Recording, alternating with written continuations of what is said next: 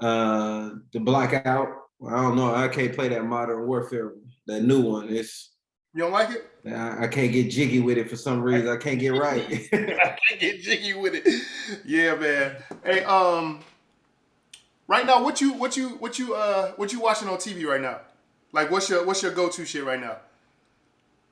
Oh man, I watch a lot of shit on because I mean over here you don't get to watch TV, so a lot of stuff be just Netflix or this other little janky website that got plenty of TV shows and movies and stuff like that. But I've been keeping up with Power. Okay. I've been keeping up with the Tommy one, the Tommy Power. Yep. Yep. Waiting for Snowfall to drop. What is it? I think that come out on the 20. Shit, I think 21st next or week something like sometime. that. Yeah, it's next Yeah, week. yeah. So, Yeah. but heavy wise, like I'm on like season like 5 or 6 of the Blacklist. Make sure you like this video and Dog, somebody else subscribe. was telling me I need to tap in. Yeah, that Raymond Reddington. He is crazy on there, though. He Blacklist. All I right, ain't gonna give you the details. Nah, yeah, don't do that. Yeah, for sure. Yeah. But it's really good though. It got a whole bunch of twists and turns. Man, the crazy thing is, bro, I've been what I watched, and he put it out. I think it just came out last week. Dog, the flip to that Bel Air to Will Smith to the Fresh Prince of Bel Air. Yeah, they got a flip to it. It's just called Bel Air now. But now because it's not a comedy, it's more of a dramedy. So they get into the details as to really why Will got into the fight. And then like when it transitions and it brings them out to California, it's dope because it's on Peacock. I don't know if you ever heard of what Peacock is, a streaming system. Yeah, for sure. So they can push it. They can push the envelope because when it came out originally, that shit was on NBC. It was only certain stuff that you could say on NBC. Hitting. Right. Nah, bro, they getting it in now. Like they touch on all the social issues and everything. It's slick. That's one of I think I follow like I would listen to like the battle rappers and stuff. It's one of the battle rappers on there. Like so I seen like he Easy to Block Captain. Yeah, Easy to Block. Yep. Yeah. He on there. So I follow him on Twitter and I didn't see him post like different stuff about the show. So I haven't got it. It's like 3 or 4 episodes in right now. Well, so it just released on Sunday, but when they released it on Sunday, they gave us 3 episodes on Sunday. Oh, okay. And then it's another episode that releases every Thursday. But me, I like binge watching though, bro. Like I want to wait. Yeah, I like waiting for the whole shit to be done so I could just sit down and binge watch the whole shit. So exactly. Same thing with Tommy. So I watched the first episode of Tommy, but I ain't watching it no more until it's over with. Because I want to binge watch the whole thing. I want to finish it because it's too much, like your anxiety going too much. Like, bro, I need to know what's going to happen next right now. Yeah, I gotta wait till bro, next week. That's what I'm on. Like, it took me a minute to get into Power Book 2, the ghost shit, because I'm not a fan of Tariq. I wasn't a fan of Tariq until I started watching Power Book, and I didn't know how. Of course, when the first Power Book came off, it was the first spinoff. So I was like, I don't know how this shit gonna be. Right. But it's actually dope. I just finished the first season of Power Book 2, the Ghost one. So I'm on season 2 now. So it's dope. It's dope though. Oh yeah. I feel like I ain't gonna say nothing. That's Ghost. That's Ghost right there, bro. He Ghost, bro. Yeah, okay. That's your daddy's son. Like you your daddy's son for sure. And let me intro this real quick. Yeah, let me intro this real quick. Yeah.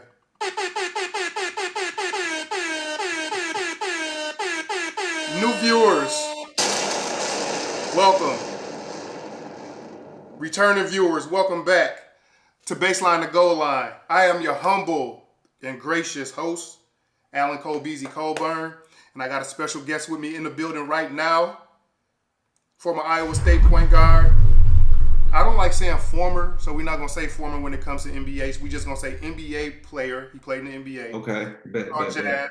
For the Phoenix Suns. And also currently pro basketball player.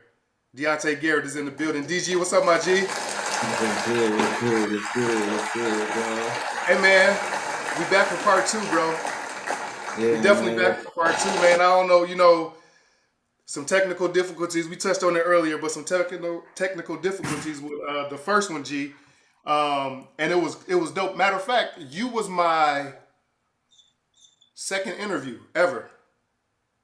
Wow, Yeah, you was that's my second crazy. interview ever. Yeah, I did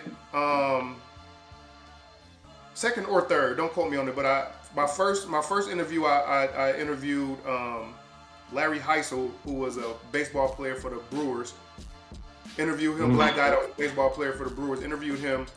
Then it was either you and then Bikes, or then Bikes and then you. It was one of the two, but you was one of my earliest interviews, bro. So, man, I appreciate you coming back on, man. Yeah, no, it's been a minute. First time I was on, we had a classic. Bro, sure. And it was 2017. It was 2017 when we first did it. Right. It was way before, like I say, before coronavirus. Yeah, it was definitely before COVID. Oh yeah, it was definitely before coronavirus. Yeah, it was. Yeah, I feel like it was like 2017 when we dropped that. Well, we could have dropped it. Well, could have dropped it, right? But yeah, man, I appreciate you coming back on, man. Like I previously stated to you earlier, you know, when I reached out, man, it was just like, it was all love. It was like, yeah, bro, I got you. No hesitation, no nothing. So I appreciate that. So, but yo, what we always do before the show, before we get into the details and shit, bro, we always do a toast. So right now I got some 1800 Reposado right here. What you got, bro? I got Patron. Reposado. Yeah, for sure. Okay. And they had it silver over here, so I go with the gold. That's what I said. Let me get that gold Patron right there. Yeah. So what we always toast to, bro, is always the same thing on here. We do it to life, health, wealth, and last but not least, sports talk. Salute. Oh, salute. Appreciate it, bro. Bro, now we can get the show popping, man. First of all, I just want the fans right now that's listening and checking in. Where are you currently located right now? Right now, I'm in Nessiona, Israel. Nessiona, Israel. Okay. Maybe 10, 15 minutes out of Rishon, Maccabi, like the main capitals over here. So I ain't too far from the main city. So it's a small little city over here. Okay, what's the weather like right now? Right now, today it was a high of 67.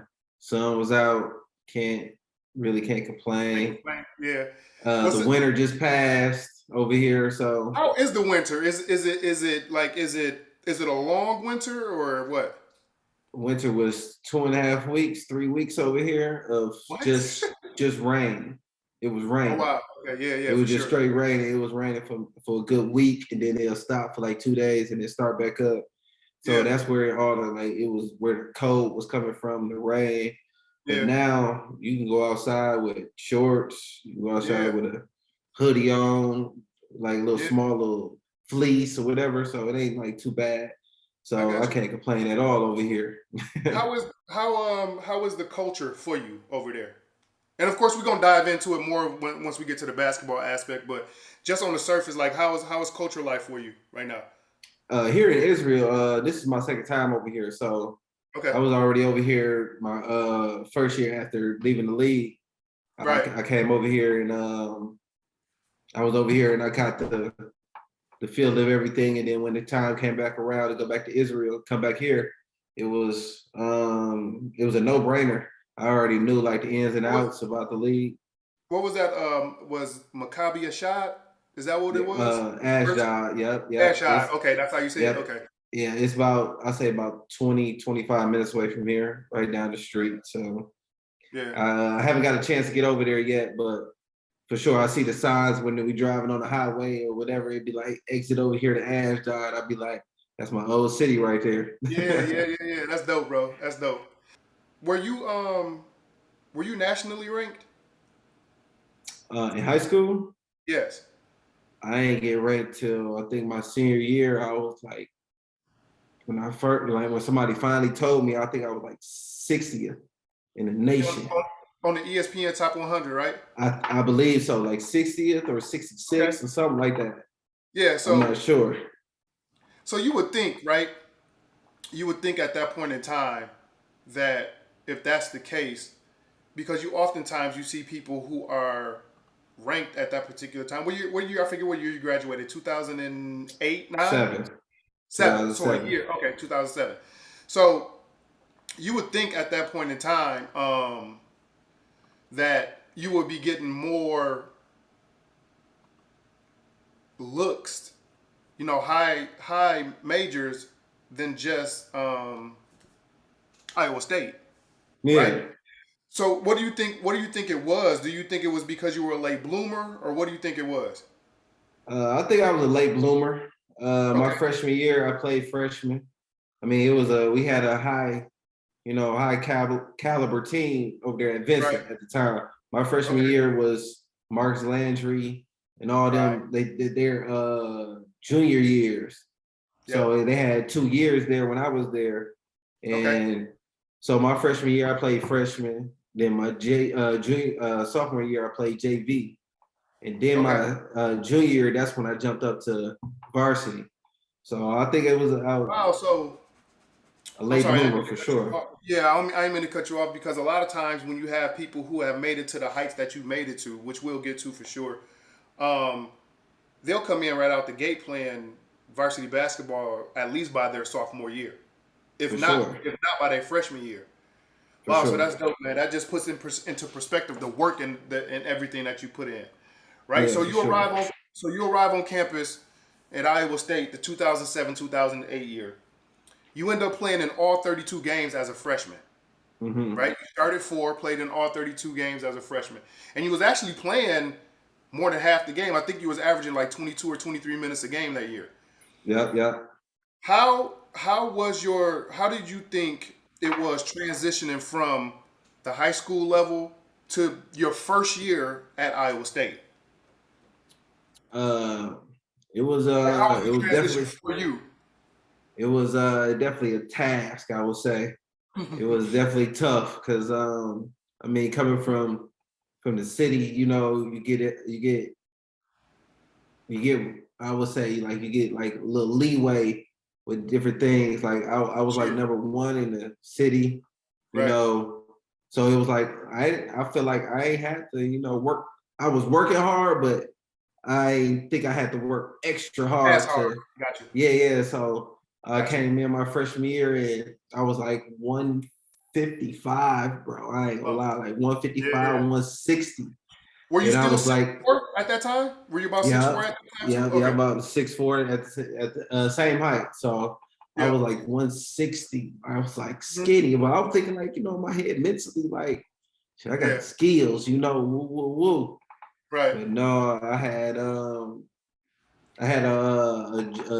guard that it was two guards that came over that was junior college transfers, Okay. and I like they was strong as hell, like Yeah. had that Yeah. college Cognito. body already. Yeah. Yeah. So I Yeah. kind of like ran into that wall and ran into a Mike T wall too, because I was like playing, I'm point guard. I got to play against all these guys in college Right.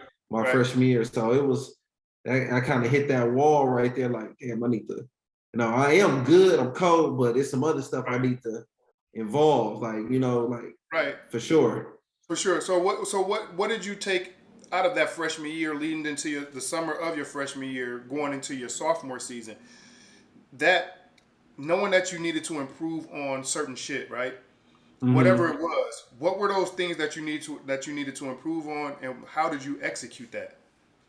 Well, my freshman year after playing, like you said, I played in all the games. I Hmm. started in a few, but in my 4, I head, believe, like right? Was it 4 or 5? 4 or 5 as a freshman, Okay. like Right. but my freshman year, like it was, and I no knock on the point guard that was there at the time, Brian Peterson. He's a great mentor now. Like I still talk to him now. But Hmm. my freshman year, I was saying to myself, like, I am better than him. Why the hell I ain't start? I ain't playing. So I'm to keep It telling wasn't a shot myself, at you, Brian, but I got to put the shots in there. It wasn't a shot at you, no doubt. yeah, yeah. So I kept telling myself, like, come on, bro. Like, I need to be out there. So Yeah. my freshman year, I kind of said, like, I ain't, my sophomore year going in, like, I'm finna improve my game, whatever it is, like, kill, Hmm. whatever, like, score, assist. Don't turn the ball over, run the squad, whatever it was. I'm finna do what I got to do to stay out there and start and play most of the games.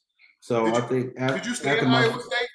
Did you stay yep, in Iowa State that summer? Okay. yep. In the summer we had the program was, I would say, shit, 2 times a day for at least the whole summer.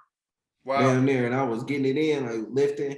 I jumped up from 160 to 179 consistently. Like those couple months, I was there, like getting weighed in every week, and I stayed at 179, 180. Like I was right around that. Like, wait, I'm like, yeah, I like this weight right here. Like, Yeah, for sure. a guy Yeah, can't bump me back all around, off. right? Exactly. Yeah. So I'm like, exactly. even though I'm still a little skinny, like 180, but 160 over 180. I mean, I'll take 180 over 160. Hell yeah. That's 20 pounds. So, you got some bricks in the back pocket now. exactly. So I like gained a little muscle in the arm. So I'm trying to flex, to, but I noticed it helped out a whole lot my sophomore year, even though it didn't, like, I ain't jump up and scoring and like nothing like that. But like I was consistent on like what I was doing. You're still adjusting to the game. You're still adjusting to the Big 12 game and everything like that. Did you lose any athleticism or any explosion or anything like that?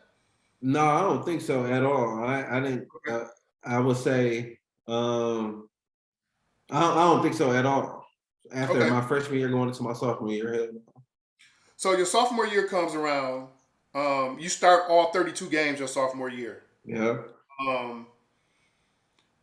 Let's talk about what you took that dedication that you had that summer and how you applied. I know how you applied it to your game your sophomore year, but what was the thing that you learned about mentally going into your sophomore year and how to apply the game? Because everybody understands this. If you play basketball on any level, I wasn't fortunate enough to play on the highest level, but I understand the game a lot. I played junior college basketball. I understand it a lot. Everybody knows that the game is 85 to 90% mental, right? For sure. So if that's the case, how did you take that mental aspect and applied it to your game going into your sophomore year? Because you obviously did something good because you started all 32 games. Correct. Right. I think my freshman year, I think the freshman year to sophomore year, the translation of my game was not turning the ball over. Got it. I think watching Brian Peterson, he didn't have the athletic ability, but he didn't turn the ball over. He ran. He was a true point guard. Like, he got in the right spot. Fundamentally, he had the handles like that, but you couldn't take the ball from him. Like he know how to run the squad, like get to the point where he needed to get to, and that kind of, like, when I saw that, I'm like, oh shit, the reason why he's starting and not, come out the game really is because he don't turn the ball over. You know what that reminds me of? You know who that reminds me of? And of course I'll let you get back to it, but just to put it in perspective for people, kind of like and on a college level, think about a Mateen Cleaves. Think about a somebody like Aaron Kraft, who was at Iowa State. Right. Super fundamental, don't turn the ball over, but he's gonna get the job done. Exactly. Right? Okay. Cool. Exactly. Right. So that kind of helped my game out a whole lot. And I was like, you know what? If I don't turn the ball over, make the right plays, make sure my guys is in the right spot, that's gonna keep me out there. It's gonna keep me, keep me playing. So that's like you said, like I started all 32 games. Right. Like, you did the same thing summer. Your junior year too. Yeah, your junior year too. Yeah, that boosted me up a whole lot. Even getting better every year, learning my game, getting comfortable more with college league, and being a junior, you gotta be more of a leader instead of being like, I just got here, I'm trying to learn and stuff like that. So my junior year, my TJ Ossenberger, he like instilled that in my head, like, bro, you ain't no more sophomore or freshman year stuff. You're a junior now, bro. You got to be a senior. I mean, not a senior. You got to be a leader. You got to be running the squad. You got to be telling guys where to be. You got to step your game up a whole lot. And for sure, I think that helped out a whole lot. So it's so funny. I mean, so the biggest thing that I see from your or that I see from your your sophomore year to your junior year, your scoring was about the same, your assists were Mhm. about the same, but you stepped it up on the defensive end and averaged 1.3 steals a game. Yeah. So even though a lot of people what they'll do, man, and we understand this, right? For the average basketball fan, I shouldn't even say the average basketball fan, but the casual basketball fan who doesn't have an eye for the game, they'll see 9 points a game, 5 assists a game, 1.3 steals a game. Saying that he averaged his sophomore year, he didn't get better. To Hmm. that you say what? Uh, Shit, that's kind of tough. You just gotta. I mean, it's a lot of little things I would say that some Exactly. certain people don't see. That's That what I'm getting towards. Yeah, that's what I'm Yeah, getting. Yeah, for I sure. would say like if you notice like certain if you gotta watch every game, not just look Right. at the stats. Right. Of If you course. look at the stats, then okay, then you got a point. But if you watch the game like, oh shit, he had 17 against Duke, or he had Hmm. such as against Kansas, but came back and had 99, so his average doesn't stay up No, high. for sure. You know what For I sure. mean? So it's like Sure. if you watch every single game, then you'll know like why Right. certain things happen, how the game is going, how players are set up, and what is his real role on the team and Yeah. stuff like that. So my Yeah. role I was got you. a lot different. During that time frame, just and we're just gonna stick to, and I'll ask you this question here again in a second. But leading up to your junior year, who would you say was your toughest guard to play against leading up to your junior year, and the toughest team in the Big 12 conference that you played against? Just right until your junior year, and then because I'm leading up to something because Okay, the stats jumped up a lot your tremendously. senior year. Yeah, exactly, exactly. Yeah, no, but I would say the toughest guard I had to play against was Sherrod Collins Mm-hmm. and Kansas Jacob guard, Pullen. Jacob Kansas Pullen that guard, was and then at Kansas Kansas. State. Yeah, Kansas State. Yep. those two guards was the ones I seen my freshman year, sophomore year, and junior year. Uh, that Also, where Sherrod when Collins was there your whole all 3 years. That's right, he was. Yeah, Sherrod. yeah, Sharon Collins was for sure, What and about then Pullen? Pullen Jacob was there Pullen when? was for all 4 years. So Pullen was there the same time as was he there with Beasley at yeah, Kansas State? they was both freshmen. That was my Yeah, freshman year too. your freshman year too. Yep, Beasley that's right. was Beasley was a monster. That was That was different, bro. That I was still different. tell this story to this day. Like I Yeah, let's remember hear it. Let's tell it. Let's tell it. quick story, a quick little Yep. side story. No, for sure. We got time. My freshman year, I remember they Kansas Beasley had 30 and 20, 30 points, 28 rebounds in 20 minutes on us. Oh my God. In 20 minutes? In 20 minutes. It was amazing. He was amazing. My freshman Wow. year, he was killing everybody. And He was a freshman player of the year in the country, right? yeah, Yeah, he yeah, was okay. killing everybody.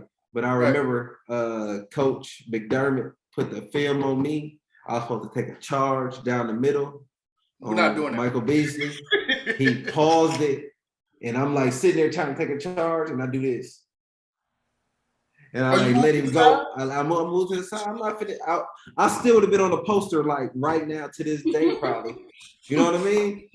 But I'm glad I thought so fast, like, oh shit, he dunked it. And I looked and I remember going down and I remember the next day in the film session, he was like, DG, what's this? What is this bullshit? That's funny, dude. Take the That's hilarious. charge right here. I don't care. And I'm Right. thinking to myself, like, all No, that's right, not I got happening. you. I Yeah, that's not got happening. you. Bro, that's so funny. Yeah, So no. that's crazy. So as I previously stated, going into your senior year, the numbers just jumped, bro. They jumped this, and of course, the glaring number that jumped was your scoring. You actually increased your scoring by 8 points. You went from 9 points a game to 17 a game.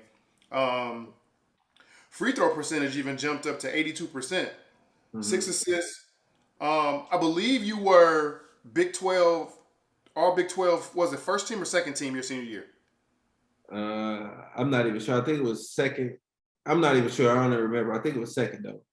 Let's see. Big 12 second team honors. Yep. And a US BWA All District 6 That's what you made. Yep. Big 12 second team. Yep. Well, there it Yeah, is. Big 12 second team. There you go. Yep, second team. Yeah. So So your senior year, did y'all what when did y'all get bounced out in the tournament your senior year? shit. From first round, I ain't Was really it? make it. I really didn't make it too far in none of my rounds when I was there. Was Corey there with you that year? Nah, he was the next year. The year my senior year was the year he came for like He came. I Okay, mean, so he was there yeah, 2012, 2013, or 2011, yeah, 2012. Okay. yep. So yeah, that was Oh, you only made it. So wait a minute. So you only made it to the first round each year that you was in Iowa State? yep. And we couldn't get over that hump, man. Couldn't get over that hump. It was tough for us. Every year we would come in with the same mind frame, we're gonna win, Yeah, yeah, woo, yeah, woo, but yeah. holla, we I mean, went to Disney World. yeah, man. That's funny, and it's so crazy because you got to think about, man. You got the Big 12 conference at that time. You had Kansas, which was Kansas is always Kansas. You Yep. got you got Kansas State, Baylor, Kansas Baylor, State, Texas, Texas. Yep. Texas Texas A&M, A&M. Yep. Texas Um, Tech, Oklahoma State, Nebraska, Oklahoma, Oklahoma. Oklahoma Yep. State, all those. Blake We had Griffin. Blake was there when 2008. yeah, I played against him. Yeah, I played against Yeah, him my sophomore year. Yeah, yeah, and he was 2008, when he was 2009, there, and then he he was left a and went. monster Okay, too. Yeah, yeah, I know that was his college. His college stats was different. So he for eventually sure. ended up graduating from Iowa State. You got a bachelor's in liberal studies. Yeah. Bachelor's in liberal studies. Okay. Um, Real quick before we get to the, and we'll transition this in a second. I'm gonna just transition this real quick, but I got a couple questions for you, rapid fire type of questions, right? So All it's right, kind bet. of it's like this or that, and if you don't Mm-hmm. answer the questions, you got to take a drink. All right, bet. I All got right, bet. So you. this ain't one of the this or that's, but this is just a question. What was the best weekend spot to kick it at in Iowa State while you was on campus? On Welch Avenue. I don't know if it's called Welch Street or Welch Avenue. I forgot, but it was Welch. You go on that street, bro. That's where all the bars, all the clubs, Kind of like all Water the Street. food. Yeah, like Water Street, I would say. Yeah, Like yeah. got everything. That's where everybody be like, hey, where you going? Oh, I'm going down there to Welch. And then Oh, okay. shit, you'll see anybody and everybody down there. Yeah, kicking it. Right. Okay. Yeah. Kobe or LeBron? Kobe. Kobe or Jordan? Kobe. Okay, I'm gonna let you live. I ain't gonna say too much. I grew up on Kobe. I know what Michael Jordan. I know who he is. Yeah. But I grew up on Kobe. number 8. I got For you. sure. I got you. Okay. R.I.P. Kobe. For sure. R.I.P. Kobe. Drop somebody or catch a body? Drop somebody. Okay. And we're gonna get to this in a second. Jazz or the Suns? The Suns. I mean, like, I don't know what kind of like. We'll get to it. Suns. Okay, we'll get to it. Your favorite country that you played in thus far? Damn.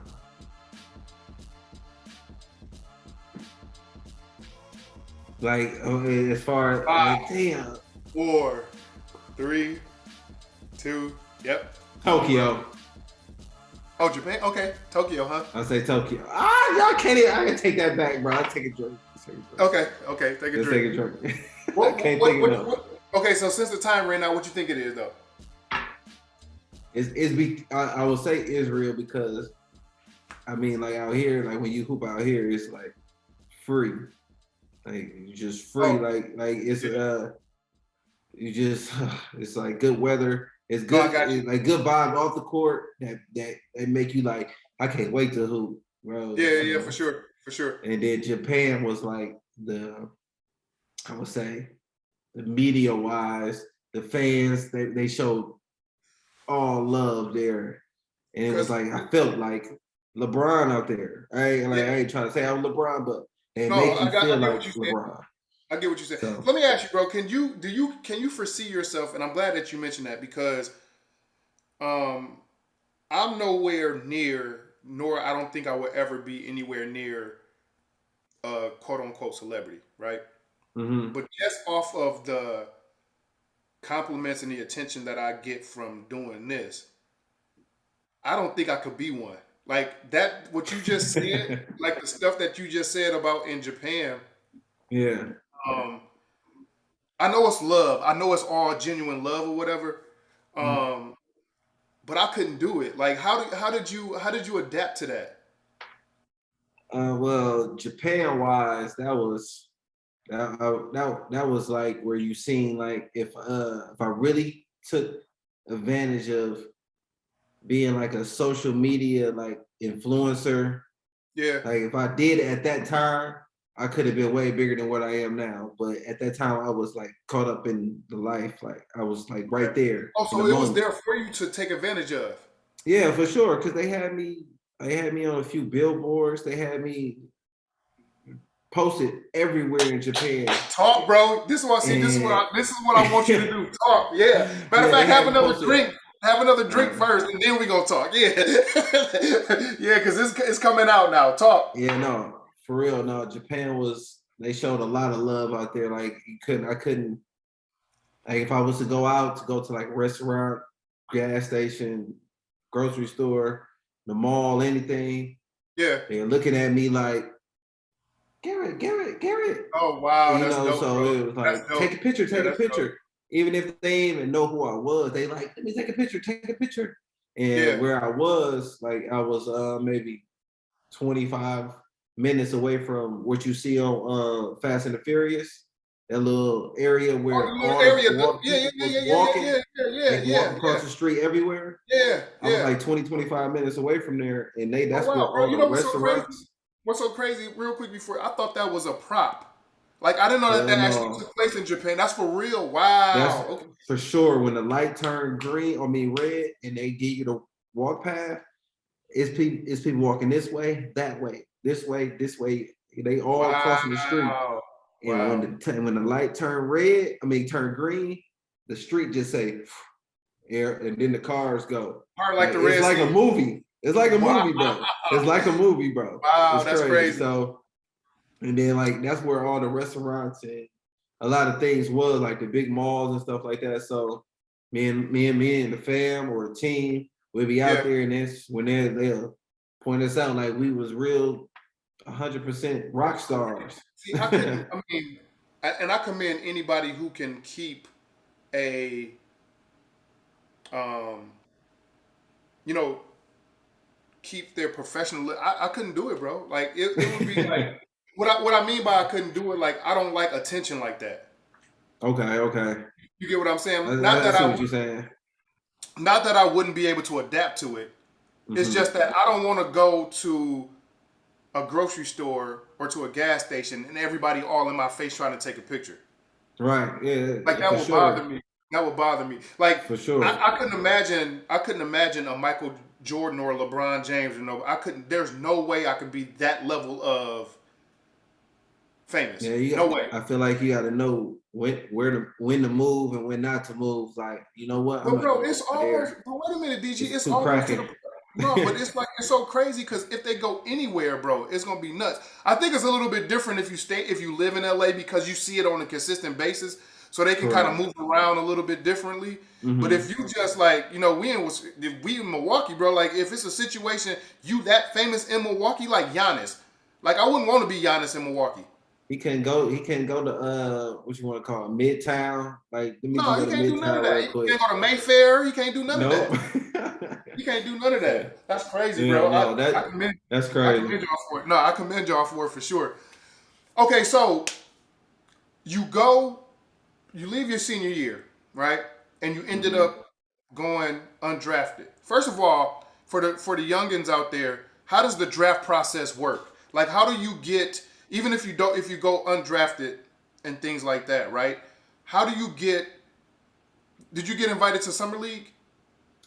Yeah, I got invited to summer league that year. Well, the summer league my year was the lockout year, so we Oh didn't wow! have Oh a yeah! summer Yep! league. Yep! Yep!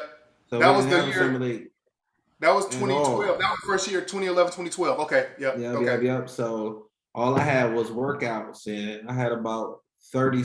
I had about 30 workouts. I had worked out with damn near every team. Oh wow. Not I ain't Okay. gonna say every team, but I would say I had went to maybe 4 or 5 like group team like Got you. camps. Got you. Got you. So And, they and, like and a where lot of teams all were the there. teams. Yeah. Yep. So but majority of the time that summer I went to a lot of like I was working out in LA with my Mm-hmm. agency, Washerman. Shout out to Washerman. They still Wait a I minute. still Your agency? Oh, an uh, agency that you belong to. Got it. yeah, the Got it. agency I belong to. Oh, I thought I was about to say, bro, man, what? Yeah, I wish I was, popping at that time. Right, right, No, right. but so I was working with an agency out there that was out in LA. So they had me like, based going to a lot of workouts, and I went to Portsmouth that Okay. year. I was with Jimmy Virginia, right? Butler. With Talking Jimmy about Virginia? Butler. Yep. I was with Jimmy Okay. Butler. Uh, like I really forgot, but I remember Jimmy Butler being there and him being the main person talking to me like, "You cold, DG? You Mm-hmm. cold or Mm-hmm. whatever." So I was like, "Oh yeah, Jimmy Butler." Yeah, yeah. I wasn't thinking like he would be somebody where he is now, No, for but sure. For sure. I get you. for sure he was one of the guys that was like, "Oh, he know who I am." Oh, Yeah. okay, bad.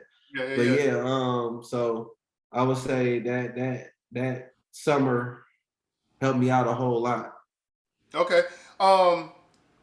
So you ended up. So what was the feedback that you were getting, real quick before we get into your first season?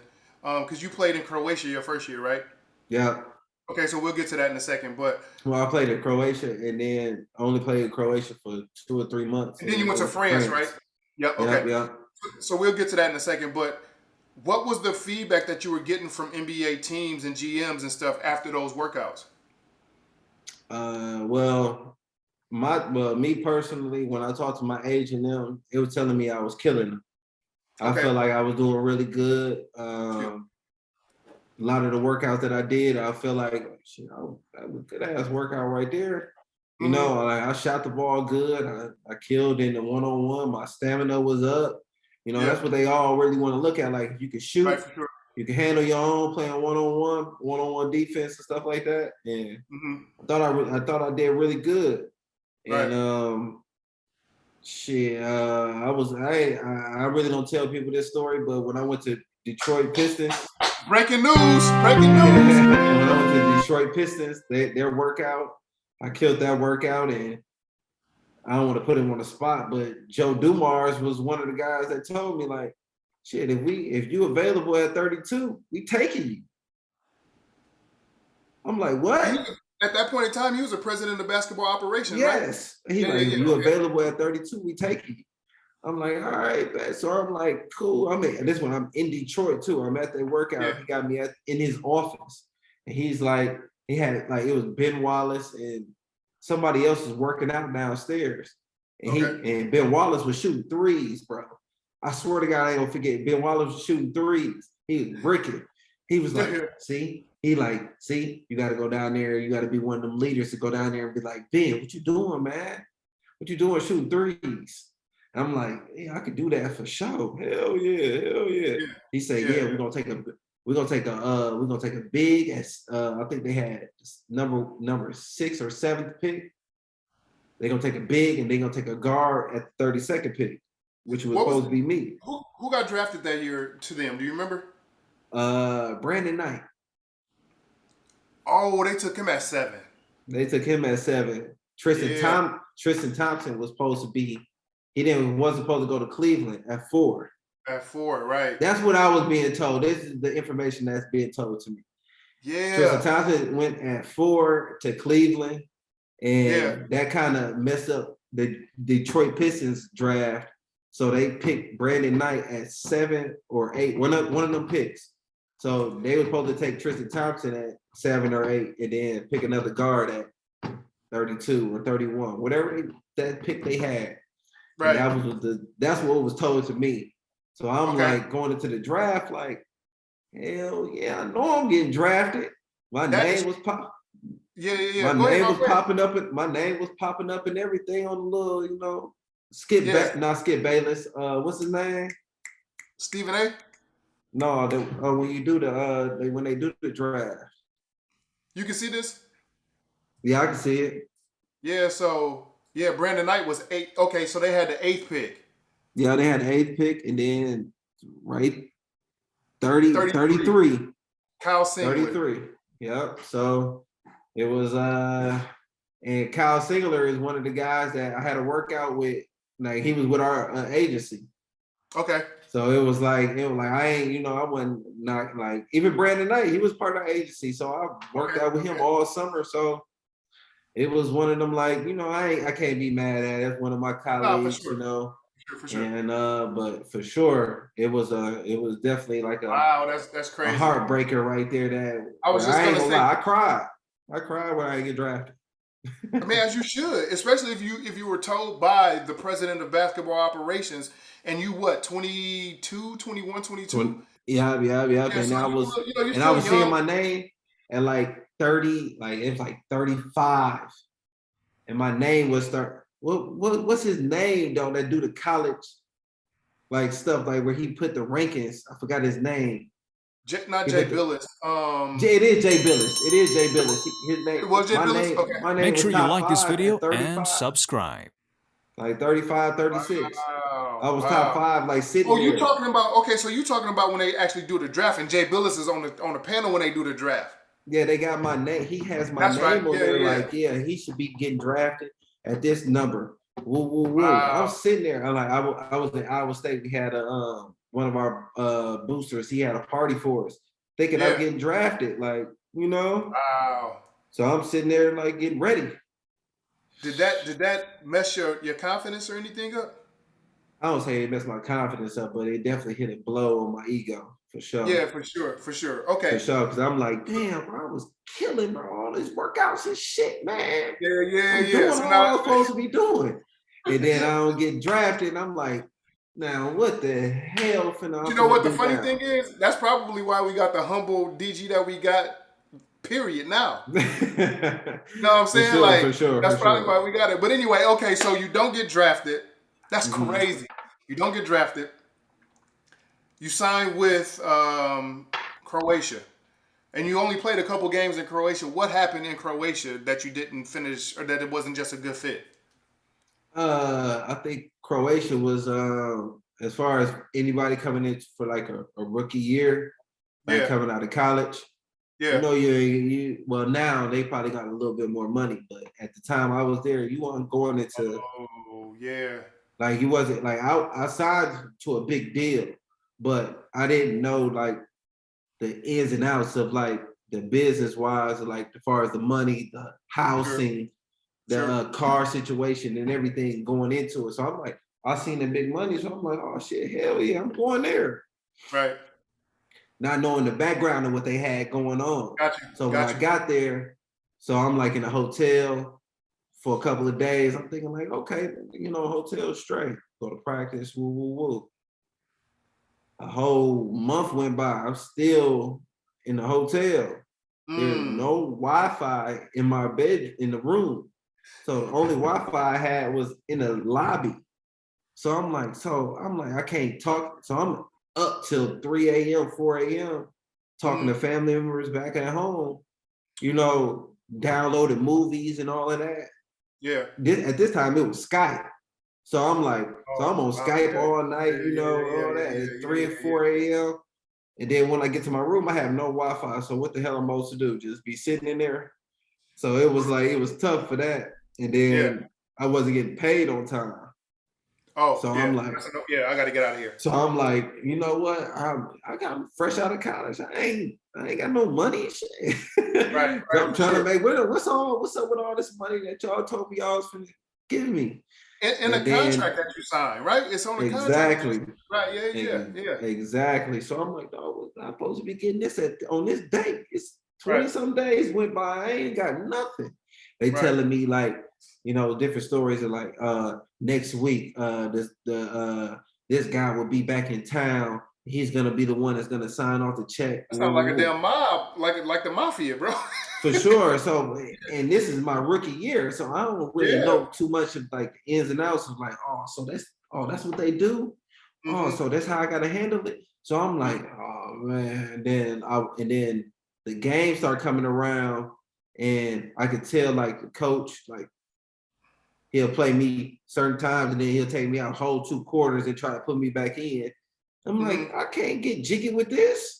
Right, Like for sure. I can't get off. I can't get right. Yeah. So after like around, I don't know what, around December, but way before Christmas, Okay. before the new year, that's when I left and was like, you know what?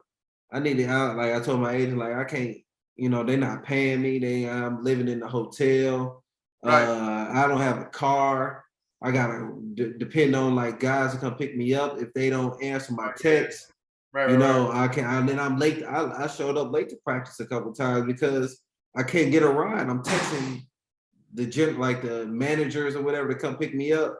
Nobody's texting me back, and then it's Mm-hmm. like, then next thing I know, I'm getting a call from the coach. Where you at? Right. Well, shit, I've been calling and texting everybody Trying to figure out. somebody to come pick me I'm trying up. to get around. Right. Yeah. For Yeah. sure. So and then they couldn't put it all on me. So we all came to an agreement, and I ended up leaving there and going to France that Okay. year. How was that And experience as opposed to Croatia? that was a whole total 180. Like it was Okay. the difference of whatever I was like damn, I ain't got this. I went over there, it was like, oh, okay. They put me in an apartment right away. I was Mm-hmm. across the street. Now I ain't gonna say across the street, but the view I had was of the Eiffel Tower. Oh wow. Gave me a Dope. car right away. Yeah. Um, Was the bread told me about it the was same? like the bread was about the same. Okay. They told me my role, like you gonna be coming in, you playing right away. So they kind of like broke it down, like where I saw like, oh, okay, this is what I like. This is what I thought everything was gonna be, and Now let then me ask you everything this. else. Let me ask you this real quick, DG, because a lot of people don't understand when you go into certain leagues. So in France over there, was this a league? I'm assuming this was one of the A leagues over in France, Oh right? So yeah, they didn't have those stipulations like a lot of these leagues have now, where if you have Americans on the team, I heard something about that you have to play, like you can't play all 4 quarters. You only can play like a certain amount of quarters or something like that. You hear anything about, what I'm talking about?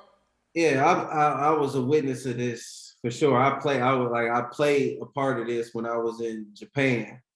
Oh wow. Okay. When I was in Japan, this was one of the things that was kind of difficult to me because I wish if I played all 4 quarters, I would average maybe 27 to 30 Yeah. Yeah. easily. For sure. I For only sure. averaged maybe, I don't know how much I averaged, 17 or something like that in Japan, Hmm. but I only played like 25 minutes to 30 minutes a game.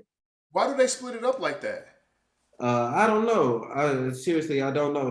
It's like we had 3 Americans on our team, and you can play 2 quarters with 2 of the Americans, and the other 2 quarters you had to split between the 3 Americans. That is nuts, bro. It's nuts, man. It was where it got to a point where when I was hooping, Yeah. where teams will say, we're gonna play our big man instead of playing a guard, where they'll force our team to play, like we would have to play a big man to make me sit down the bench. Oh, so the strategy. I got you. Yeah, Yeah. I caught on to Wow, that, and I that's was like, dog, crazy. I can't even get back in the game to And play the big man. is that like every league in Japan, regardless of the No, A? no, no, no. Okay. Okay. No, no, Okay. no, no. Well, I don't know. I played in the Pro A, so I don't know if they Okay. do it in the Pro B. I'm pretty sure they do, Mm-hmm. but their Japan league, they're I wouldn't say like talent wise they're top notch, but rules, how they go about things, they follow the rules 100%. Like whatever's in that document at the beginning of the year, they for Oh, sure that's how they follow do it. Wow, that's for crazy. sure. So France. So back to France. So France, it was it was the top league in France. How did you fare that league in that league? I felt like I felt like I played pretty good at being my rookie year, Yeah. being overseas. I had a couple of veterans that was on the team that was really good. It helped me out a whole lot when I was in Mm-hmm. France, Mm-hmm. on and off the court. On the Okay. court, it was It was like having consistent minutes of playing and actually like having a role on the team instead of Yeah, playing. When I was in Croatia, I ain't had no role. I wasn't playing consistent minutes or anything. So this was really my going to France. It was like basically my breakout year. Not gonna say sure. breakout year, but I got the chance to get out there and No, I get experience. what you're saying. I definitely get So what you're it saying. was, Yeah, for sure. yeah, it was So, one of them. so with that being said, so right, so you get to, with certain aspects when it comes to the league, you get all of this stuff that's carte blanche. Like you get, all the gear that you want to get. You can order the sneakers when you want to order sneakers and all of that stuff. Mm-hmm. When you are over here playing across waters, I understand that and correct me if I'm wrong, but I heard that if you're playing in like the FIBA basketball league, it's kind of similar to stuff that you can get when it comes to the NBA.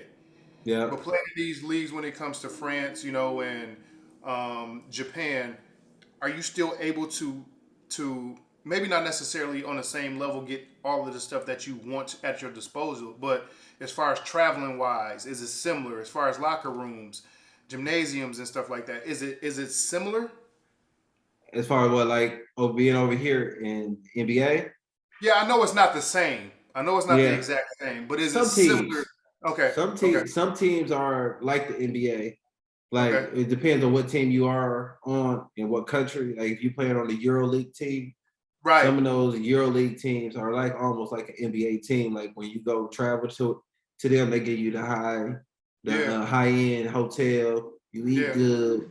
You their gym is A1. Like it's like an arena, not like a gymnasium. Like the Right. gym I'm in Uh-huh. is a high school gym, but it's big and it's like Okay. a gymnasium though, whatever. But if you go to like Maccabi Tel Aviv, they have Hmm. an official NBA arena, Oh wow. so Okay. it's, Okay. it's a So big it difference. depends on the organization, Yeah, pretty much. exactly. Okay. Yeah. Depending on the organization. Okay, so after this season, you end up playing well your rookie season. 2012, 2013, you ended up joining the Phoenix Suns Summer League, right? Yeah. And then you ended up on October 1st, you signed with the Phoenix Suns, right? Mm-hmm. How long did you matter of fact, real quick, I want to play something. I want to play something real quick. I want to see if you remember this. All right, bet.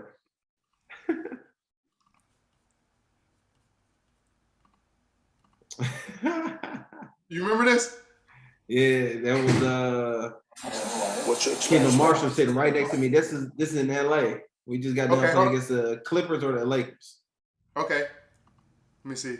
So, being in the NBA, playing and being on Phoenix Suns, what's your experience been thus far? Why is that background noise like that? Just to keep it better. I've been here. Just being a rookie, me and Kendall, I've been here since the summer, and hanging out with the guys, playing summer league, and I don't know why the background noise is like that. You're right, it's loud. Yeah, I don't want to hear the background noise like that, but you do remember this, right? this being my first year. Yeah. I Yeah. think we just got done playing against, like I said, against the Clippers or the Lakers. We just got done playing against them. Okay. What do you remember leading up to this, like this press conference? This was I'm assuming it's, of course, it's in a locker room. It's in LA, right? Yeah. So, how many games in was this for you with Phoenix? You remember? I have no clue how many games I know I got a chance to play that game though. Okay. And I was like, damn, I'm playing. They gave me a chance to get out here and, play a little bit. Okay. Okay. So let me ask you real quick, man. So, because a lot of people, they're not as fortunate as, as you to even touch this soil, right? Mm-hmm. Which is dope, man. And is, it's an honor for you to even say that you were one of the people who has ever touched it to play in the NBA, right? So when you signed with Phoenix, right? On October 1st, when you ended up signing with Phoenix, what's going through your mind at that point in time? At that point in time, what is, because this is your very first, you missed off the opportunity with the Detroit Pistons, right? You go mm-hmm. play in France for a year. You do what you do with your shit over in France. Yeah. You come back. You go to summer league. You kill summer league. I remember summer league. Matter of fact, Yeah. that's what's crazy. You destroy summer league because you ended up playing out in Vegas that summer in summer league Vegas. Yeah, you destroy summer league. You sign with Phoenix. At this point in time, what is going through your mind? Oh man, I ain't gonna lie to you. When I was. Oh wait, I hey was DG, staying. real quick. Let me give your dad some kudos because a lot of people don't know your pops played in the league. Yeah. Right. Shout out Pops. Yeah, shout out Pops. I just want to give your dad some kudos because so you've been in this type of atmosphere when it comes to, of course, it's not the media and everything is definitely nowhere near what it was back when he played, but you've been around this, right? Yeah. For you to actually be in it yourself, take it from there. Oh man. And I was saying I was trying to be humble and trying to take it in all on I'm supposed to be here. Right. But I ain't gonna say too much, Right. or whatever. And I remember I think like a couple days before I actually signed with Phoenix, I was hanging out with Wes Johnson and Michael Beasley. Because Wes was in Phoenix, wasn't he? Yep. Yeah. He was when I went out there in the summer to play summer league, he was out there working out. Gotcha. And I remember going to the gym, working out, a couple times, with him and Lindsey Hunter. Yeah. Lindsey Hunter was the player development coach at the time. Yeah. And I remember just talking to them guys, and a couple days before I actually signed with him, Wes kind of I ain't gonna say he whispered it to me, but he kind of told me like, "You good for the rest of the year, bro." Because then somebody ended up getting hurt. Gordon Dragic wasn't playing. I'm talking about Utah. I'm thinking about when they waived Jamal Tinsley and they brought you up for Utah, but we're going to get to that in a second. Yeah. We'll get to that in a second. Yeah. But yeah, Gordon Dragic was going through rehab and trying to get back right too. And I played really good in training camp. Okay. I killed in training camp, and a lot of people couldn't say at the training camp they say that's you did good in training camp. See you. Yeah. But they couldn't say that about me because for some reason I was killing. What you mean for some reason? You know what? No. For some reason, bro. Come on, bro. For some reason, you was killing. It wasn't necessarily for some reason. Yeah, for sure. You know why you was killing. You was meant for it. Go ahead, bro. Yeah, no. And listen, man, technical difficulties, this is what happens when you're in this technology business. It happened to us before, but we back, bro. So pick up. We was talking being about over here too. And you being in Israel. But we back, don't worry about it. But yo, you was talking about you were over working out with Wesley Johnson and Lindsey Hunter. And you said Wesley whispered something to you. Go ahead. Oh yeah, he kind of told me like, DG, you good. You good for the rest of the year. And I'm like, I'm thinking to myself like, okay, what you mean? Like I ain't think nothing of it. And and then I started noticing, I think like a week later, they let go of a couple of the guys that was there in training camp with us. Okay. And then a couple of weeks later, I started noticing, like maybe like a week later, I noticed like it was only me and Kendall Marshall there. Kendall Marshall got drafted from North Carolina. Yeah. Yeah. So I'm thinking like, I'm straight then. I'm the only, me and him the only rookies here. Yeah. Oh, we good. And then they got like I got cool with everybody. Like everybody was like messing with me, like put me on they schedule, like not schedule on they roster, like DG. Yeah. So like, I fuck with DG. I want him on my team, even we playing pickup, we doing anything in the practice, anything. For sure they was, fucking with me. Who was at Phoenix at this point in time? Man, when I say these names, you're gonna be like, there's no way they was all on the same team and they ain't win a lot of games. I already know who it is, but I'm just saying this for the fans. Okay, bet. We had Gordon Dragic. Yep. We had Shannon Brown. I'm going down a list of guys that was right next to me in the locker room. So it was Gordon Dragic, Shannon Brown, then it was me, Jared Dudley, Michael Beasley, Wes Johnson, the Morris twins. It was both of them. Both of them. Jermaine O'Neal, Marcin Gortat, PJ Tucker, and me and Kendall Marshall. Yeah. So, which is nuts. I already knew who it was. I just, you know, I gotta open it up for the fans' sake. It's no, you gotta get this information out. Yep. So let me ask you this, man. So, paint a picture for me, for everybody else that's listening. Your thought process when you first walk into an NBA locker room, and then knowing everything that's to your disposal, what you can do, sneakers and stuff that's given to you, how you can get these sneakers, gear, everything. What is your thought process? Man, a lot of times you walk in there, you be like, it's the NBA. Yeah. And then sometimes you be thinking like, you know, I'm supposed to be a part of this, you know, whoa, man. It's sometimes I swear to God, I be thinking to myself like I still got a couple shoes that PJ Tucker gave me. Wow. Even though he got so many shoes. The sneakerhead of the United States is PJ Tucker, bro. For sure, bro. He had two lockers of just his locker and then the shoe locker. So let me ask you. So it was even crazy back then. He was a sneakerhead like this. Yes. Oh, wow. And okay. My rookie year was his year that he came back and signed back to playing in the NBA. Yeah, so because it he was wasn't I played against him when I was in Croatia. Wow. Like the first few games that I got a chance to play, I played against him. And when I got there to Phoenix, he remembered me. Like, oh, I remember you played against him, such and such when we was in Croatia. Was he a dog on defense the same way he is now? Oh my, yes.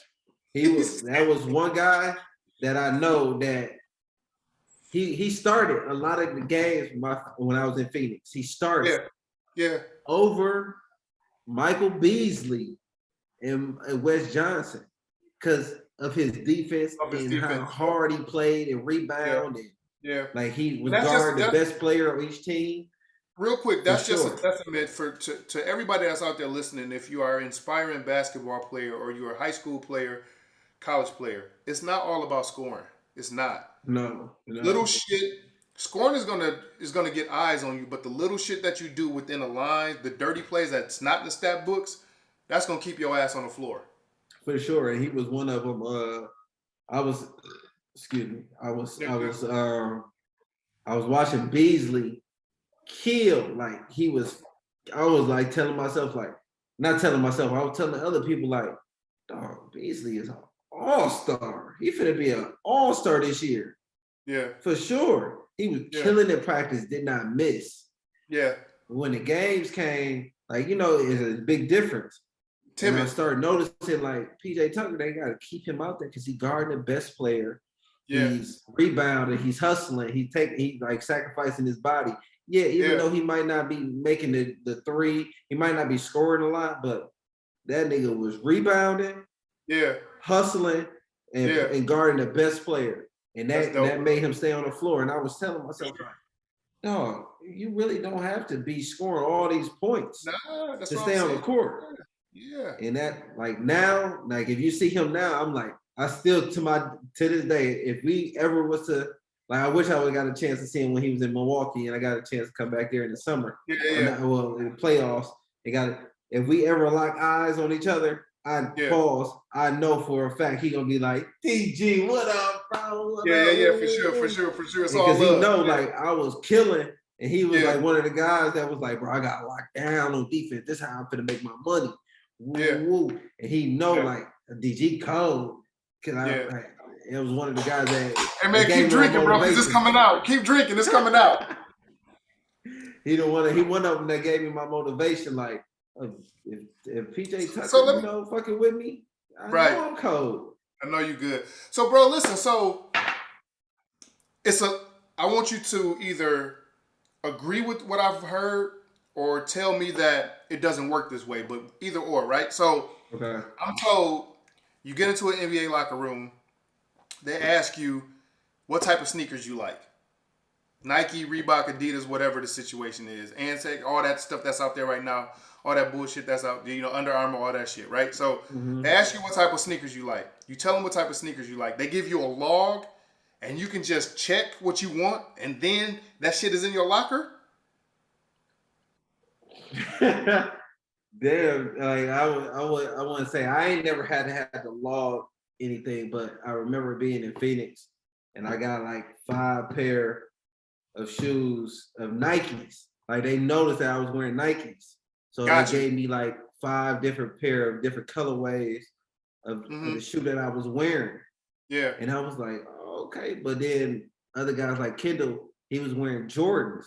So they was giving him like 5 or 6, like he had different colorways of his own shoes. Yeah. So it was like, I feel like, I don't know if it's like somebody that worked with them in the organization. So they don't necessarily come to you and ask you what type of sneaker you want. They just peep the shit and then they give you some sneakers.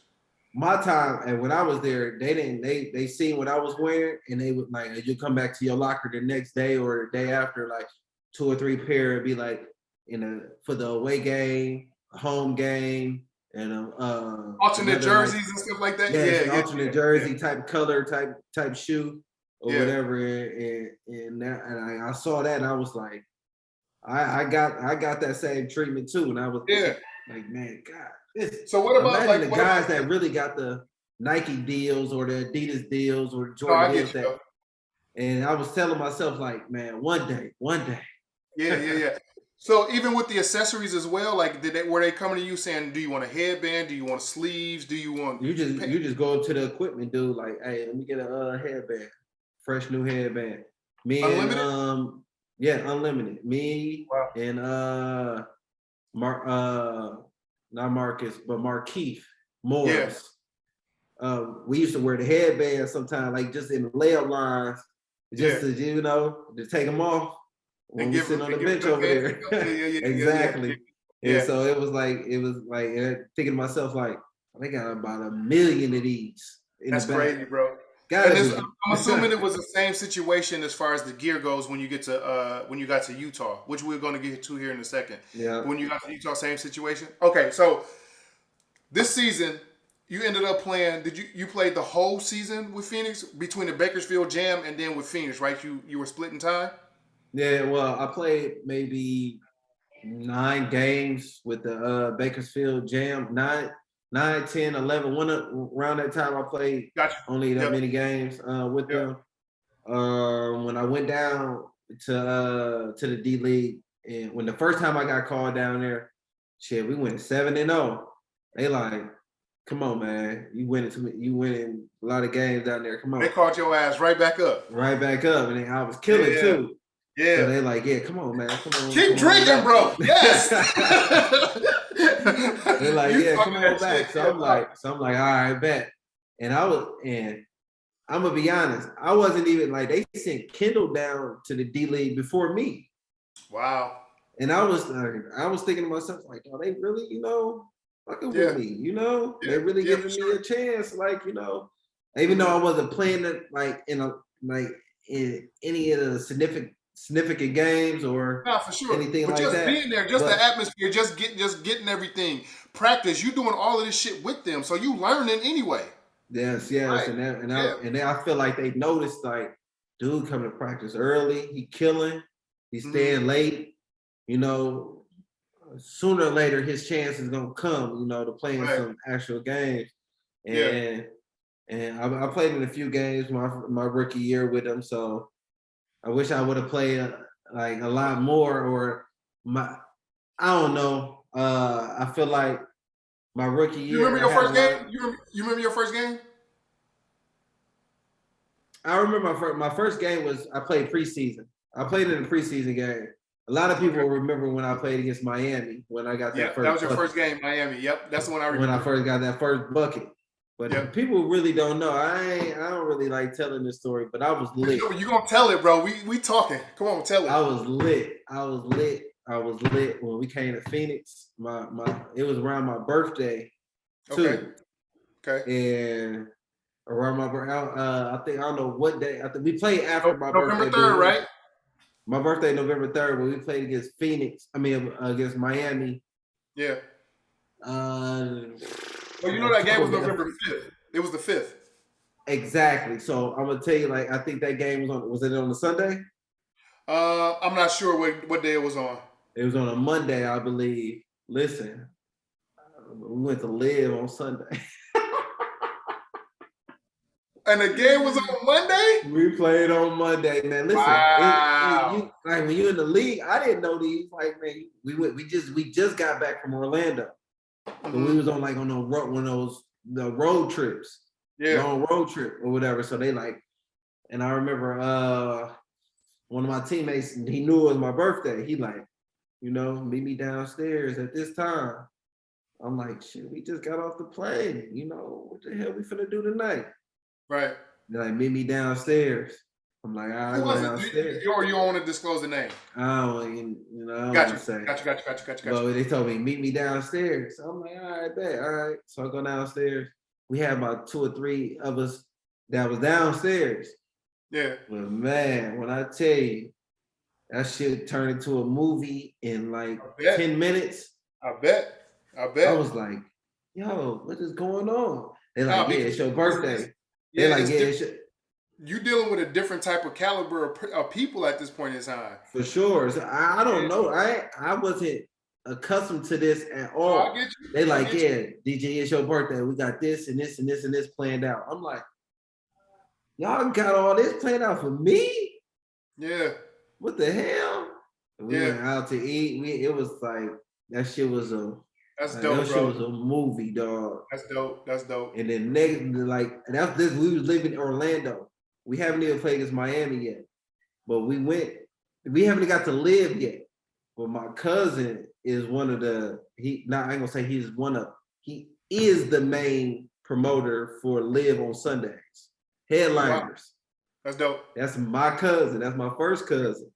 Okay. So Phoenix Suns, they was, trying to look for a table.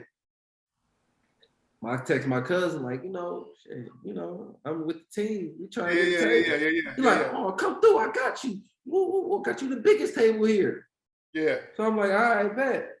Jermaine O'Neal, Jared Dudley, they all asking me like, bro, we good? Bro, we got a table? I'm like, yeah, we good. We pull up. My cousin Mike come out. Like, yeah, Phoenix, y'all come this way. Jermaine O'Neal went up to my cousin and said, your cousin good for the rest of the year. I got him no matter what. Wherever we go, I got him. I remember hearing this, like hearing it myself. I'm like, yeah. Oh, shit. Oh, I'm lit. Hey, I'm lit. It's cracking. So I'm like, so we just came back from Orlando. Now we going into Live in Miami. I'm like, oh, man. They all like looking at me like, you put all this together? Like, that's dope. Bro. Oh yeah, you somebody. Yeah, we fuck with you. Love. That's love. Yeah, that's love. So I'm like, yeah. So I thought to myself, like, that's one of my favorite stories I tell, like, that helped me out. But you know what the funny thing is, DG? Hold on, wait. Here's the funny thing, bro. Because at the end, I was gonna tell you to tell me one of your favorite stories while being in the league. You done told me already. That's one of the questions that's on the joint. That's one of my questions. That happened so many times though. We went that happened when I was in Phoenix, and that happened in Utah too. Okay, wait a minute. So we're gonna hold the Utah. This is gonna be the story that we're gonna tell in the end. No, you good. No. You good. We're gonna hold the Utah one because that's gonna be the one that we tell in the end. So you ended up staying with Phoenix that whole entire year? Yep. Okay, so the whole 2012, 2013 season, you in a league. You lit in a league. Okay. Next season comes the 2013-2014 season. You rejoin the Suns for Summer League. Yeah. Right? But then you ended up signing, oddly, what happened to the point where you ended up signing with Oklahoma City? Crazy story right there. Love it. Love it. It was, I played really good in the Summer League. I wouldn't say I played pretty I played to the point where they're like, yeah, he could play in the league. You know, yeah, we need him. Yeah. And I thought I would go back to Phoenix, but my agency set up something where I could go to Oklahoma, and this is the year that Russell was hurt. And When he tore his MCL, yeah. So it was the only Reggie Jackson situation, right? yeah, it was only Reggie Jackson there. So I'm like, and it was Derek Fisher. So I'm like, you know, like, oh, okay, well, shit. They giving me a chance to go out there and hoop, you know. I'm pretty sure I'll probably be the backup, you know, but I got a chance to hoop. Right. So I went out there and I ain't gonna lie, dog, I played really good. I was hooping. Okay. I had Robert Pack, you know. He was the assistant coach. Yep, he was one of the main guys that was working me out a lot, and he was telling me like, bro, you keep going, you're gonna be able to make it, you know, on this team. Yeah. And I played really good in like the little scrimmage that we had in front of the city, like the whole Oklahoma City. I played really good in that. Oh, the fan night thing. Yep. I played really good. Hey, real quick before you say something, before you finish, so I used to live in Oklahoma City when I was in the military. Okay. And I was in Oklahoma City when the Hornets during Katrina, they ended up coming up there. And that was the reason why Oklahoma City ended up getting a team. And I met this chick that I was messing with. She was a cheerleader for the Hornets. And I used to go to all the games. She used to give me tickets to every single Oklahoma City game. That crowd was so different, bro. Oh my God. It was so different. So they had to bring a team there because the crowd was crazy. They just reacted so well to the to New Orleans coming up there. Yeah, it was I would say being in Oklahoma, like being like at the practices and scrimmages and all of that, like you could tell like the environment was the Thunder. Like they want the Thunder to win. Yeah. Like for sure they wanted to be at the top or whatever. And I would say I had a little secret, not even small, but Russell was not hurt. He really wasn't hurt. He just couldn't play. I don't think he could play to his full ability. Because when I was in training camp with them, he was working out on the side and he was dunking the ball. He was dunking, like taking off, like both legs. Listen, I'm glad that you mentioned that because it's like a lot of people think that it's up to the players to decide if they're playing in the game or not when it comes off an injury, right? And from what I've been learning and from what I've been told by doing this here, it's really not up to them. Right. It's up to the team doctors, it's up to the GMs, and it's up to the owners who are paying these people to decide yay or nay. And even if the player is going like, yes, I want to play, if the GM, the team doctor, and the owner says no, your ass ain't playing. Sit down, bro. Sit down over there, bro. Yeah, you can do all that right there, bro. Sit down. Just wait. I'm not saying that because of the situation that you just mentioned with Russell Westbrook. Not saying that you lying or anything. I'm definitely not saying that. Yeah. But what I'm just trying to put stuff in perspective because a lot of people think it's really up to the basketball player himself, when in all actuality it's not. And I believe now there's something in the collective bargaining agreement that says if the owners, sorry, not even owners, if the team doctor says you are not able to play, the player can't do anything about it. Nope, bro. You have to sit down and chill over there for real. Thanks for clarifying that, bro. And I was when I was watching it, like, you know, coming over there, I'm like, oh, this. He was over there dunking, like going, like he even told Scotty Brooks. Yeah. Scotty Brooks. Coach at the time, Scott Brooks. Yeah, he told them like, I need the first 15 to 20 minutes to be something that I can do in practice. So it was like 5-on-0, little warm up shots, you know, like 5-man weave and all of that, like little things like that. And this was supposed to be the time around he's supposed to be sitting out. Yeah, but, bro, he was in dunking. I'm like, dog, this nigga ain't hurt. Why y'all got me here? He's gonna be playing real soon. Okay. And that's where maybe like a week later, like when I started seeing that, like him dunking and all that, that's when they released me over there in Oklahoma City. Okay. So you got waived on October 25th, but then you signed with the 66ers No, on the 31st? Iowa Energy. See, okay, so you signed with you. Okay, so you got traded to Iowa. Yeah, I got traded. Well, I left Oklahoma City and I was back at the career. I was back at back in Milwaukee for a little bit, and that's when I went to Iowa for training camp with them. D-League just started. Got it. D-League just started, so I was with them for a week or so, and then that's when I left to go to Utah. That's when I got the call to go to Utah. Speaking of that, hold on, bro. I got something for you. Bro. It's funny that you mentioned that you got the call for Utah, right? Yeah. Because you remember this? Well, it was a late phone call. I was actually at Walmart in Iowa, and I was getting some stuff for the apartment, and I was getting like some juice and some milk and cereal and stuff, and my agent called me, and he was like, yeah, Utah Jazz want you to come out. And I'm like, I looked at the time, and I'm like, at this time? I'm like, I couldn't believe it at first, but then I got really excited and don't even remember if I bought everything from Walmart. Facts, bro. ESPN Plus is now. Bro, wait a minute. You said you. So wait a minute. Let me just tell y'all out there too, because a lot of y'all think I be capping and I don't be capping. I do not line none of these interviews up. The people, when I'm showing their highlights and I'm showing all of this shit, they don't know I'm doing this. Yeah. Did you know I was gonna show any of this? No. No. Which is so crazy because you just mentioned how you got to Utah, and crazy enough, I had the clip already queued up. That is crazy, though, for real.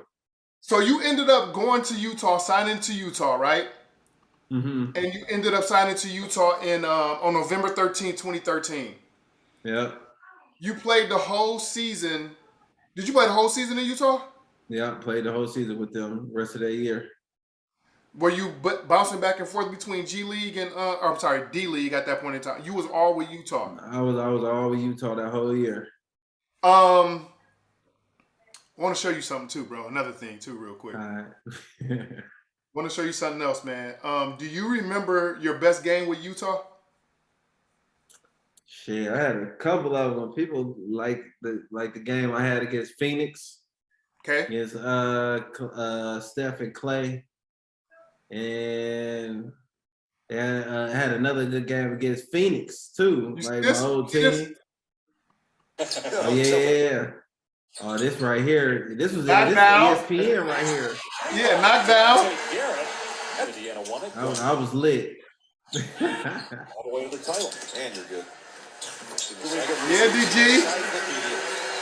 I was trying to do something out there, man. I think Steph had like 30 or 40 this game, but I did my thing. 30 or 40?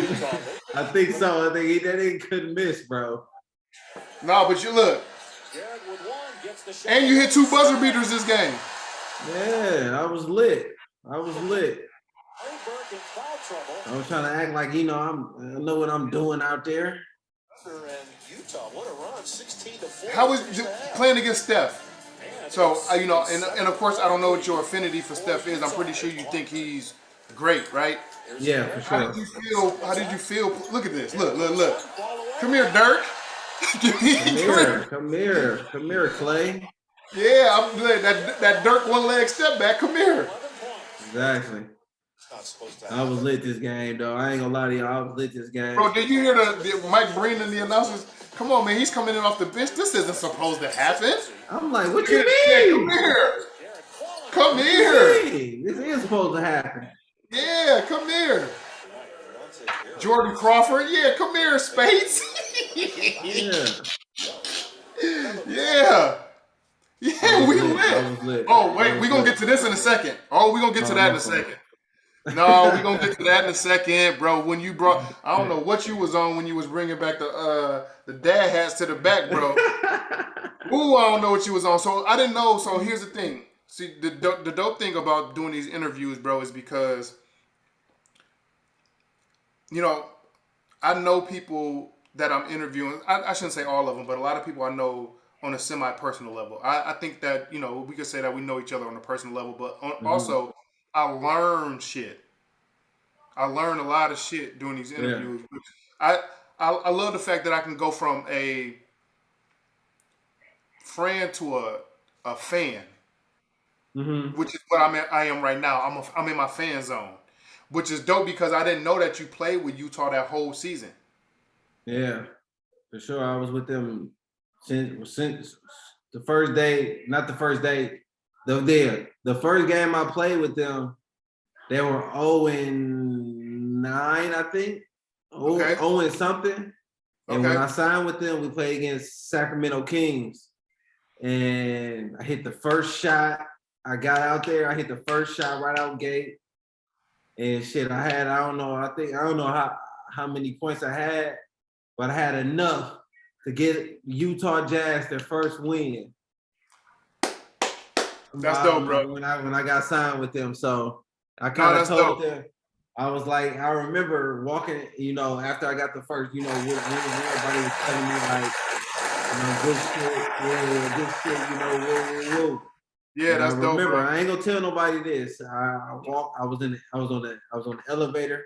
I was at the hotel staying in Utah in Salt Lake. Wait a minute. Whoa. I ain't gonna tell nobody this, but go ahead and tell it. Yeah, might as well. I was on the elevator going up to my room. So I'm like walking, I like look behind me, and I'm like, I don't think nobody on this floor. And I like yelled out like, hell yeah! What is niggas talking about? Did you really? I swear to God, I remember like telling myself like, what can they say to me? Like I ain't gonna say they can't say nothing to me, here, but I'm bro. like shit. I just beat Phoenix Suns. No, not Phoenix Suns. I beat New Orleans. They had no way. AD. They had Drew Holiday, AD, Eric Gordon, yeah, all them. Was Tyreek there too? Yes. Tyreek Evans, there. Yeah. I remember Drew Holiday. I think he was guarding me like kind of hard, like you know, I'm like can't guard me, feel me? Yeah. So it was like one of those for sure. And I remember like walking up to my room like, hell yeah. Love it, hell bro. Yeah. And now next couple of days they signed me for the rest of the year.